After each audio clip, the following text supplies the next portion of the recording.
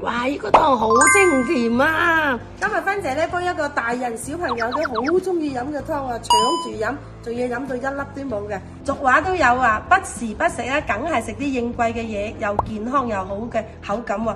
重點芬姐落咩料啊？就係呢個啦，咁靚嘅栗子啊！我買正啲鋁先，啲鋁用熱水淥淥佢搣咗，跟住咧梗係養下維維嘅呢個咁靚嘅淮山啦。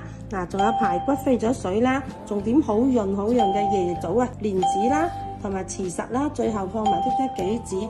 哇！你知唔知呢個時候啲栗子啊，佢係顧呢度兩個豬腰㗎。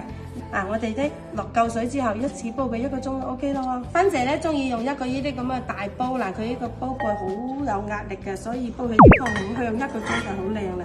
好啦，跟住落呢個係6升嘅煲啦，落啲蓮子啦，落啲慈實啦，跟住咧落啲飛咗水嘅排骨啊。芬姐中意用椰棗去煲湯，又潤又好。同埋落啲栗子，我哋先煲咗佢30分鐘後，我哋先至放呢個淮山落去咯。煲咗40分鐘啦，哇，好香啊！呢啲栗子排骨咧，40分鐘幾香。好啦，呢個時候咧放埋呢啲淮山啦，切埋落去嗰啲。好啦，再煲20分鐘就得噶啦。最後放埋呢個杞子就可以飲。好啦，已經咧煲咗1個鐘頭啦，熄火咯。我哋熄埋火佢啦。正喎呢啖湯。係啊，跟住落大大嘅1羹鹽。哇！呢啲小朋友搶住飲，你一食完之後啊，去廁所又方便喎，又有肉食啦，又有湯飲啦。呢個就係淮山栗子排骨湯啦。見下個皮又啱我哋冬天嘅季節，飲完之後暖粒粒，對兩個豬腰啊特別好嘅。呢啲記得煲俾一家人飲啊！俾個點讚，多謝你，耶！哇！呢個湯好清甜啊，好好飲啊。跟住芬姐學煲呢個湯啊，保證你會日日都想飲啊！就係呢個栗子淮山排骨湯啦。你飲過一次，你會俾個點讚芬姐咧。哇！呢啲咁湯你諗唔起啊，就學芬姐咁煲啦。正到。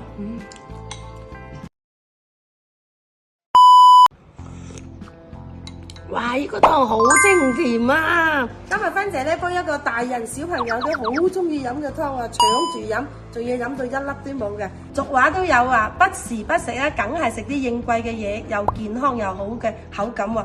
重點芬姐落咩料啊？就係呢個啦，咁靚嘅栗子啊！我買正啲鋁先，啲鋁用熱水淥淥佢搣咗，跟住咧梗係養下維維嘅呢個咁靚嘅淮山啦。仲有排骨飛咗水啦，重點好潤好潤嘅椰棗啊、蓮子啦，同埋慈實啦，最後放埋啲杞子。哇！你知唔知呢個時候啲栗子啊，佢係顧呢度兩個豬腰㗎。我哋啲落夠水之後，一次煲佢1個鐘就 OK 咯。芬姐咧中意用一個呢啲咁嘅大煲，佢呢個煲蓋好有壓力嘅，所以煲起啲湯好香，1個鐘就好靚啦。好啦，跟住落呢個係6升嘅煲啦，落啲蓮子啦，落啲慈實啦，跟住咧落啲飛咗水嘅排骨啊。芬姐中意用椰棗去煲湯，又潤又好。同埋落啲栗子，我哋先煲咗佢30分鐘後，我哋先至放呢個淮山落去咯。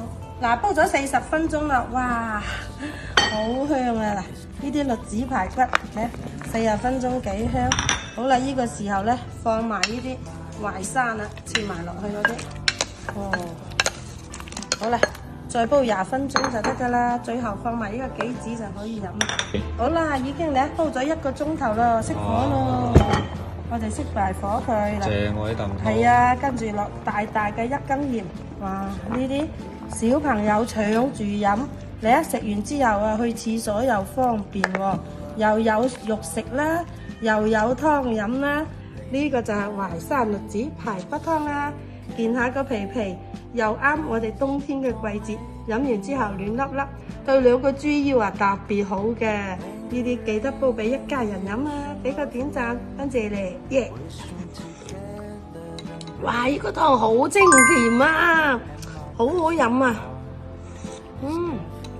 跟住芬姐學煲呢個湯啊，保證你會日日都想飲啊。